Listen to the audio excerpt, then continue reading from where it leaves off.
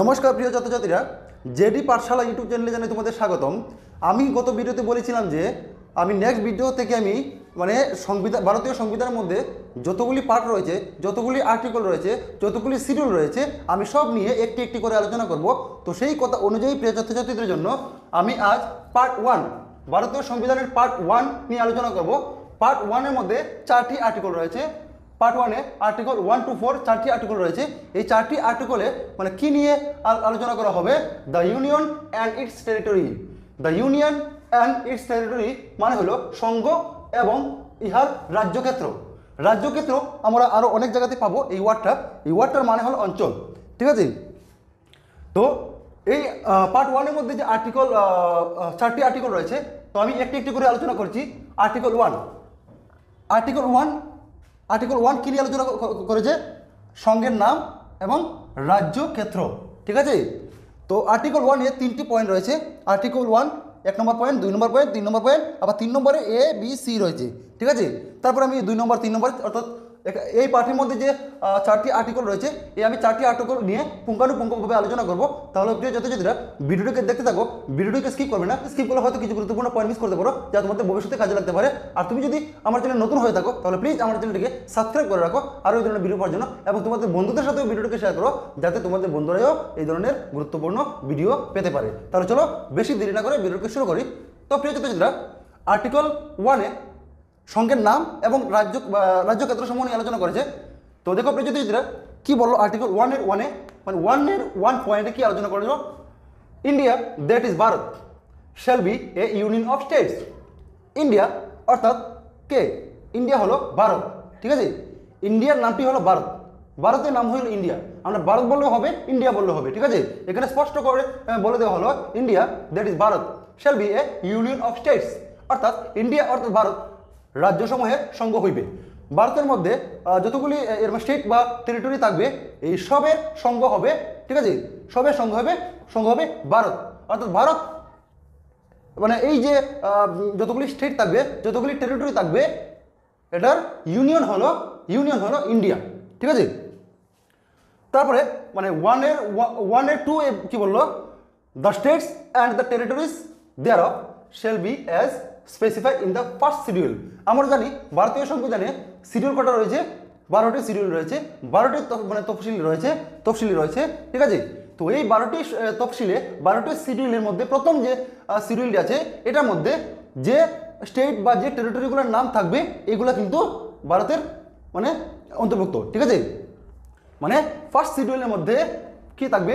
রাজ্যসমূহ এবং ইহার রাজ্যক্ষেত্রসমূহ প্রথম তফসিলে যেরূপ কি বিনির্দিষ্ট সেরূপ হইবে, ঠিক আছে? অর্থাৎ ভারতের মধ্যে কতটি রাজ্য আছে, ভারতের মধ্যে কতটি মানে টেরিটরি থাকবে, ইউনিয়ন টেরিটরি থাকবে, সবগুলো উল্লেখ থাকবে ফার্স্ট শিডিউলের মধ্যে। তো আমি যখন শিডিউল নিয়ে আলোচনা করবো, তো প্রথম থেকে 12টা শিডিউল নিয়ে আলোচনা করবো, তো ভিডিওগুলো দেখতে থাকবে নাকি, ঠিক আছে? তারপর দেখো 3 নম্বর পয়েন্টে কি বলা হলো? 3 নম্বর হলো the territory of India shall comprise, অর্থাৎ ভারতের রাজ্যক্ষেত্রের অন্তর্ভুক্ত হইবে। মানে দেখো প্রিয় ছাত্রছাত্রীরা, ভারতের মানে অন্তর্ভুক্ত কে কে থাকবে? The territories of the states, রাজ্যসমূহের রাজ্যক্ষেত্র, অর্থাৎ রাজ্যসমূহের অঞ্চল। রাজ্যসমূহের অঞ্চল বলতে রাজ্যসমূহে মানে অঞ্চলসমূহ তো রাজ্যের ভিতরে পড়েছে, রাজ্য এবং কি বললো? দেখুন প্রিয় ছাত্রছাত্রীরা, the territories of the states অর্থাৎ রাজ্যসমূহের রাজ্যক্ষেত্রসমূহ, ঠিক আছে? রাজ্যক্ষেত্রের মানে রাজ্যসমূহের মধ্যে যতগুলো অঞ্চল থাকবে, এই কি হবে? এগুলো অন্তর্ভুক্ত থাকবে, ঠিক আছে? কার অন্তর্ভুক্ত হবে? মানে ইন্ডিয়ার অন্তর্ভুক্ত হবে, ঠিক আছে প্রিয় ছাত্রছাত্রীরা? দ্য ইউনিয়ন, তারপরে 3 নম্বরে B, the union territory specified in the first schedule, ঠিক আছে?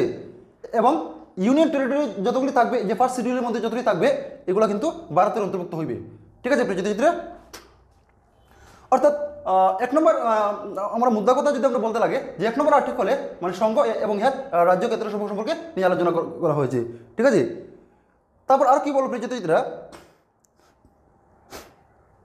সি নম্বরে 3 নম্বর C, such other territories as may be acquired, এরূপ অন্য রাজ্যক্ষেত্রসমূহ যা অর্জিত হইবে, যেগুলা অর্জিত করবে ভারত, ঠিক আছে? অন্যান্য অঞ্চল যদি মানে অন্য কোনো দেশ থেকে যদি মানে ভারত যদি কোনো অঞ্চলকে যদি মানে অ্যাকোয়ার্ড করে, তখন এই অ্যাকোয়ার্ড করা অঞ্চলসমূহ কিন্তু এই সংঘরাজ্যের অন্তর্ভুক্ত হবে, ঠিক আছে? মানে রাজ্যসমূহের অন্তর্ভুক্ত হইব বা রাজ্য ক্ষেত্রসমূহের সঙ্গে অন্তর্ভুক্ত হইব। ঠিক আছে প্রিয় ছাত্রছাত্রীরা, আমরা কি পেলাম এই ওয়ানে, মানে ওয়ানের মধ্যে আমরা ওয়ানে 3টি পয়েন্ট পেলাম, যে ভারতের নাম অর্থাৎ ইন্ডিয়া হলো ভারত। তারপরে কি পেলাম আমরা, এই যে ভারতের রাজ্য এবং কেন্দ্রশাসিত অঞ্চলগুলি মানে প্রথম তফসিলের মধ্যে মানে উল্লেখ করে থাকবে। তারপরে আমরা কী পেলাম, যে 3 নম্বরে 3টি মানে পয়েন্ট পেলাম, যে ভারতের রাজ্যক্ষেত্রের অন্তর্ভুক্ত হইবে। ঠিক আছে, the territory of India shall comprise, অর্থাৎ ইন্ডিয়ার যে টেরিটরিগুলো, ইন্ডিয়ার যে অঞ্চলগুলো আছে তা দুইটা ভাগ থাকবে, একটা হলো স্টেট হিসাবে আর একটা হলো মানে ইউনিয়ন টেরিটরি হিসাবে। ঠিক আছে, ওই দুইটি ভাগ থাকবে, আর এগুলো কোথাও উল্লেখ থাকবে অর্থাৎ প্রথম তফসিলে। তারপরে আমরা প্রিয় ছাত্রছাত্রীরা আসছি 2 নম্বর আর্টিকলে, 2 নম্বর মানে পার্ট 1। আমরা এখন শুধু আলোচনা করছি পার্ট 1-এর 1 নম্বর আর্টিকেল শেষ, এখন 2 নম্বর আর্টিকেল আসছি। 2 নম্বর আর্টিকেলে কি বলা হলো ছাত্রছাত্রীরা, admission or establishment of new states, নতুন রাজ্যের অন্তর্ভুক্তি বা স্থাপনা। ঠিক আছে, মানে কীভাবে অন্তর্ভুক্ত করা হবে এটা আমরা 3 নম্বর আর্টিকেলে জানবো। ঠিক আছে, এখন শুধু 2 নম্বরে আমরা নতুন রাজ্য গঠন করতে পারবো বা স্থাপনা করতে পারবো, ওইগুলো কিন্তু মানে সংবিধানের 2 নম্বর আর্টিকেলে লেখা আছে। ঠিক আছে, দেখুন, সংসদ যে রূপ উপযুক্ত মনে করে, কাকে পাওয়ার দিল, সংসদকে, পার্লামেন্টকে মানে পাওয়ার দিল এই ভারতীয় সংবিধানে, যে নতুন রাজ্য গঠন করতে পারবে বা স্থাপনা করতে পারবে। ঠিক আছে, সংসদ যে রূপ উপযুক্ত মনে করে সেরূপ শর্ত ও বিধি দ্বারা নতুন রাজ্য অন্তর্ভুক্ত করতে বা স্থাপনা করতে পারবে এই সংসদ, মানে ভারতীয় সংবিধানের 2 নম্বর আর্টিকেলে, পার্ট 1-এর 2 নম্বর আর্টিকেলে এই পার্লামেন্টকে এই অধিকার দিয়েছে। তারপর দেখো ছাত্রছাত্রীরা 2 নম্বর পরে 3 নম্বর আর্টিকেল, 3 নম্বর আর্টিকেলে মানে কি বলা হলো, মানে কি নিয়ে আলোচনা করলো, নতুন রাজ্যসমূহ গঠন ও বিদ্যমান রাজ্যসমূহের আয়তন, সীমানা বা নামের পরিবর্তন। ঠিক আছে, তো আর্টিকেল 3-তে, পার্ট 1-এর আর্টিকেল 3-তে কি নিয়ে আলোচনা করলো, নতুন রাজ্যসমূহের গঠন ও বিদ্যমান রাজ্যসমূহের আয়তন, সীমানা ও নামের পরিবর্তন।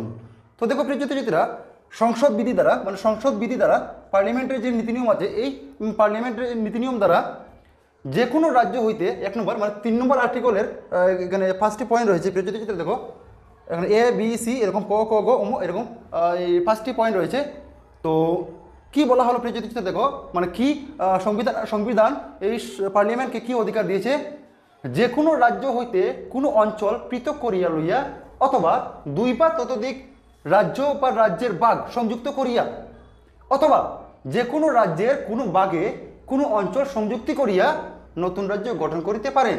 অর্থাৎ কি বলা হলো প্রিয় ছাত্রছাত্রীরা, আর্টিকেল 3-তে কি বলা হলো, যে কোনো মানে রাজ্য থেকে যে কোনো রাজ্য থেকে কোনো অঞ্চলকে পৃথক করিয়া মানে আলাদাভাবে রাজ্য গঠন করতে পারে, বা মানে 2টি রাজ্যকে একসঙ্গে করিয়া একটি নতুন রাজ্য গঠন করতে পারে, বা কোনো রাজ্যে অন্য কোনো অঞ্চল মানে সংযুক্ত করে মানে রাজ্যের অন্তর্ভুক্ত করতে পারেন।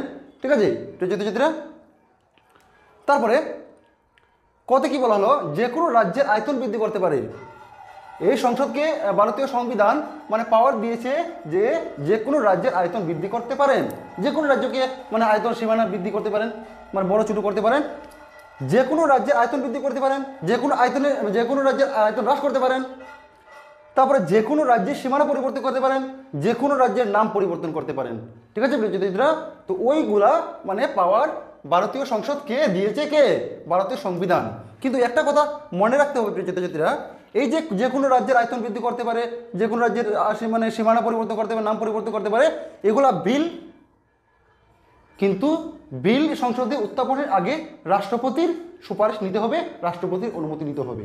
ঠিক আছে প্রিয়ছাত্রীরা, তারপর আর্টিকেল 4 কি বলা, আর্টিকেল 4 কি বলা হলো, 2 এবং 3 আমরা যে আলোচনা করলাম 2 এবং 3 অনুচ্ছেদ অনুযায়ী প্রণীত বিধিতে প্রথম ও চতুর্থ তফসিলের সংশোধনের এবং কি বললো অনুপূরক, আনুষঙ্গিক ও পারিমাণিক বিষয়সমূহের বিধান থাকবে। ঠিক আছে, আর্টিকেল 4-এ কি থাকবে, যে এই যে তফসিল প্রথম এবং চতুর্থ তফসিল মানে সংশোধনে কিভাবে করবে কিভাবে না করবে এটার বিধি দেওয়া আছে এই আর্টিকেল 4-এ। ঠিক আছে, তো আর্টিকেল 4-এ কি বলা হলো, আমি একটু মুখে বলছি আপনাদেরকে। আর্টিকেল 4-এ কি আছে, এই যে আর্টিকেল 2 এবং 3 যখন সংশোধন করা হবে, ঠিক আছে, রাষ্ট্রপতির অনুমোদন নিয়ে, ঠিক আছে, রাষ্ট্রপতির অনুমোদন নিয়ে যখন কোনো বিল উত্থাপন করা হবে এবং বিল যখন পাস হবে তখন এই যে আর্টিকেল 2 এবং 3 সংশোধন করলে কিন্তু সংবিধান সংশোধনী হিসেবে ধরা হবে না। কোনটা মানে সংশোধন করবে? এই যে 2 এবং 3 যখন কোনো সংশোধন যখন কোনো নতুন কিছু পয়েন্ট যখন সংযুক্ত করবে তখন প্রথম এবং চতুর্থ তফসিল সংশোধন করতে হবে। প্রথম এবং চতুর্থ তফসিল সংশোধন করলে কিন্তু সংবিধান সংশোধন করা গণ্য করা হবে না। আমাদের amendment of the constitution article 368 আছে, মানে সংবিধান কিভাবে অ্যামেন্ডমেন্ট করতে হবে। তো এই আর্টিকেল 2 এবং 3 যদি আমরা যদি সংশোধন করি, সংশোধন ডাইরেক্ট করবো না, আমরা প্রথম এবং চতুর্থ তফসিল সংশোধন করলেই এটা পরিবর্তনের গণ্য হবে। কিন্তু কথা হলো কি, মানে ওই যে আমরা বলি যে আমি গত ভিডিওতে বলেছিলাম যে এখন পর্যন্ত 106 বার ভারতীয় সংবিধান সংশোধন করা হয়ে গেছে। তো ওই যে মানে 106 বার, এখন যদি আরেকবার যদি এখানে কোনো কিছু নতুন কিছু পয়েন্ট আমরা অ্যাড করি বা কোনো কিছু মানে আমরা যদি মানে সরাই, তখন এখানে সরাবো না, ওই আমরা প্রথম এবং চতুর্থ তফসিল সংশোধন করব। এই যে সংশোধনটা এটা কাউন্ট করা হবে না, ঠিক আছে, এটা মানে কাউন্ট করা হবে না যে অতবার এই সংশোধন মানে ভারতীয় সংবিধান সংশোধন করা হয়েছে, এটা গণ্য করা হবে না। তো প্রিয় ছাত্রছাত্রীরা, আশা করি ভিডিওটি বুঝতে পেরেছো।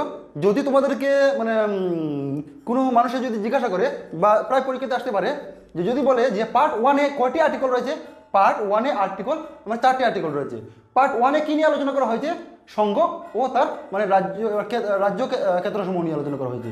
তো তারপরে আর্টিকেল 1-এ কী নিয়ে আলোচনা করা হয়েছে, আর্টিকেল 2-তে কী নিয়ে আলোচনা করা হয়েছে, আর্টিকেল 3-তে কী নিয়ে আলোচনা করা হয়েছে, আর্টিকেল 4-এ কী নিয়ে আলোচনা করা হয়েছে। তো এইগুলো সম্পর্কে তোমাদের আশা করি ধারণা হয়ে গেছে। আমি নেক্সট ভিডিওতে কী করবো প্রিয় ছাত্রছাত্রীরা, আমি নেক্সট ভিডিওতে পার্ট 2 এর মধ্যে কতগুলি আর্টিকেল রয়েছে আমি তার একটি করে আলোচনা করবো, প্রত্যেকটা আর্টিকেল নিয়ে আলোচনা করবো। তো প্রিয় ছাত্রছাত্রীরা, আশা করি ভিডিওটি ভালো লেগেছে। যদি ভিডিওটি ভালো লেগে থাকে তাহলে প্লিজ ভিডিওটিকে লাইক, শেয়ার এন্ড কমেন্ট করো এবং আরও ধরনের ভিডিও পাওয়ার জন্য আমার চ্যানেলটিকে সাবস্ক্রাইব করে রাখো। তাহলে আজকের জন্য বিদায় দাও, টাটা, বাই বাই।